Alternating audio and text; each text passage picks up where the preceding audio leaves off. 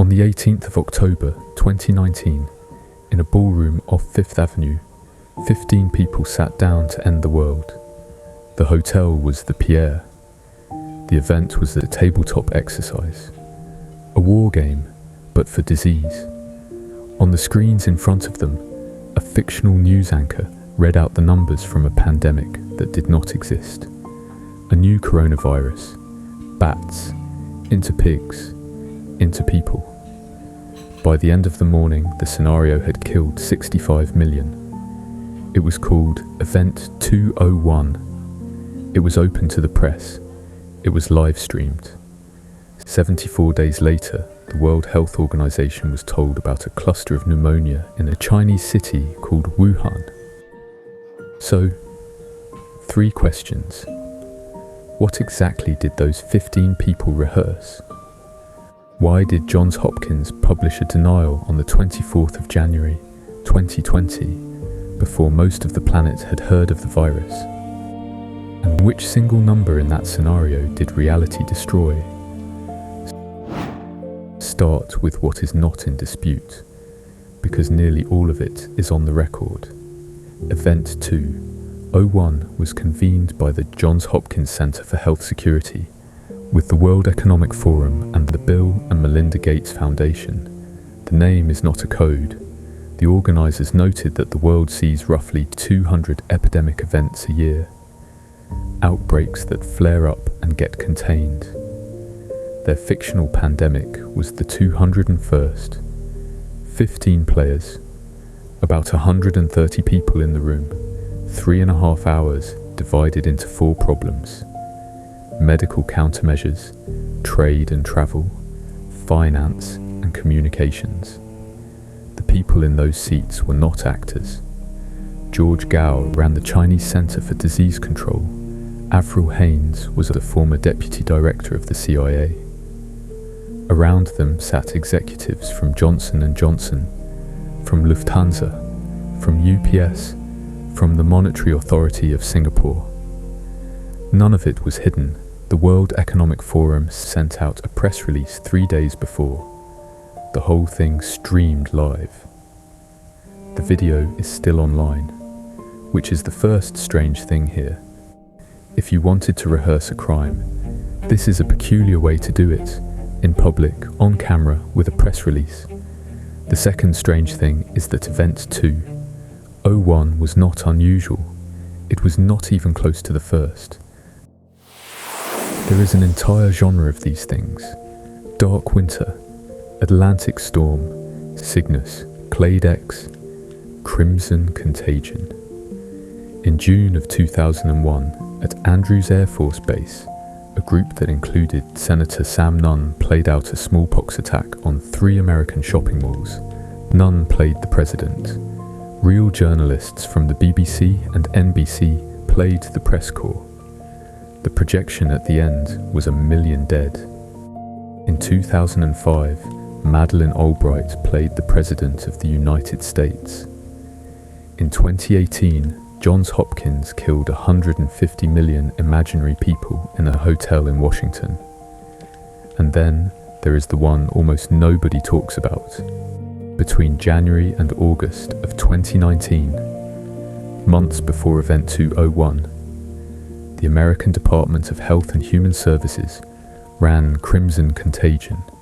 19 federal agencies, 12 states, 87 hospitals.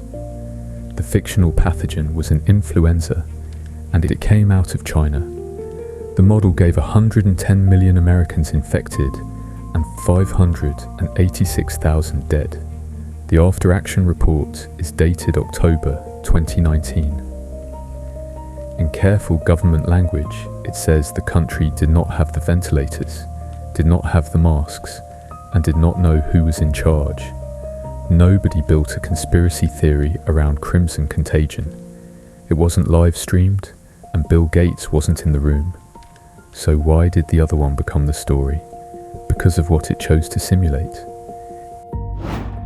Every other major exercise of that era picked influenza or smallpox. Event 201 picked a coronavirus. That is where the case begins, and it deserves to be put properly, because the strongest version of it is not the version you see online. Start with the calendar. Event 2. O1 opened on the 18th of October. That same morning, 9,300 athletes marched into a stadium in Wuhan for the Military World Games. Within months, Olympians were saying publicly that they had come home from that city ill. The French pentathlete Elodie Clouvel said her team all fell sick. The Italian fencer Matteo Tagliario said he could not breathe. No athlete has ever been confirmed to have carried the virus. But in March of 2020, a spokesman for the Chinese Foreign Ministry suggested in public that the American army had brought the epidemic to Wuhan. That was not a fringe account, that was a government. Then there is the guest list. The woman playing the intelligence official in the simulation, Avril Haines, became the actual director of national intelligence and was handed the actual investigation into where the actual virus came from. And then there is Recommendation 7. On the 17th of January, 2020, the organisers published their conclusions. The last of them asked governments and private companies to work with media firms to combat mis- and disinformation in the next pandemic. You do not have to believe in a plot to notice that the exercise recommended the thing. And then the thing happened. 1 week after that, Johns Hopkins published a statement insisting it had made no prediction. The world had not yet been told there was a pandemic. Here is what almost never makes the video essays. First, a coronavirus was the obvious choice, and that is provable in advance. In 2007, 12 years earlier, 4 virologists in Hong Kong published a sentence in a peer-reviewed journal. A large reservoir of SARS-like viruses in horseshoe bats, they wrote, together with the culture of eating exotic mammals in southern China, is a time bomb. In February of 2018, the World Health Organization added a placeholder to its list of priority pathogens, a disease that did not exist yet, which it called Disease X. Design a pandemic exercise in 2019 and pick the flu, and the virologists in the room would have asked why you were ignoring the obvious. But the real problem with the rehearsal theory is the rehearsal itself. Look at what they actually simulated. The virus starts on pig farms in Brazil. It moves through South America, into Portugal, into the United States, and reaches China late. The real one went the other way. It killed 7% of the people it infected. The real one killed well under 1. It killed 65 million in 18 months. The World Health Organization's estimate of excess deaths across the first 2 years of the real pandemic is around 15 million. And then the big one. The premise that every person in that ballroom spent 3.5 hours reasoning inside, the assumption the entire exercise was built on, was that there would be no vaccine. Not a slow vaccine. None. Not in the first year. Not until enough of the world had simply been infected. Under 11 months after the genome was published, people were queuing for one.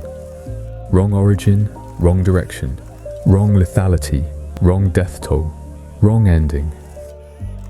If Event 2, O1 was a dress rehearsal, they rehearsed the wrong play. So why won't it die? Not because of the evidence, because of the filing cabinet. In September of 1950, the United States Navy sprayed bacteria over San Francisco from a ship offshore to see how far it would drift. Monitoring suggested that nearly every one of the city's 800,000 residents breathed some of it in. The public found out in 1977. Between 1952 and 1964, the British Ministry of Defence released bacteria on the northern line of the London Underground. The public found out in 2002. For 40 years, American doctors watched syphilis progress untreated in 600 black men in Alabama and told them they were being looked after. Every one of those, at the time, was exactly the sort of thing a reasonable person would have called a conspiracy theory, and the pandemic kept feeding it. Britain ran Cygnus in 2016, found its health service would collapse, and sat on the report for 4 years until a regulator ordered it out. America's disease agency shipped a broken test and knew it. So, what is known? The exercise happened in public and it got the details wrong. What is uncertain? Where the real virus came from. The intelligence agencies still disagree with one another. What is open and may stay open is why a drill and a disaster arrive so close together.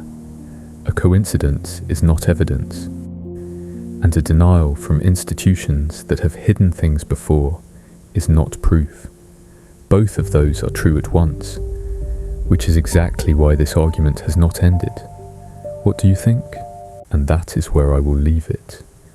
And if there is a mystery you would love to see untangled, tell me. Until the next one.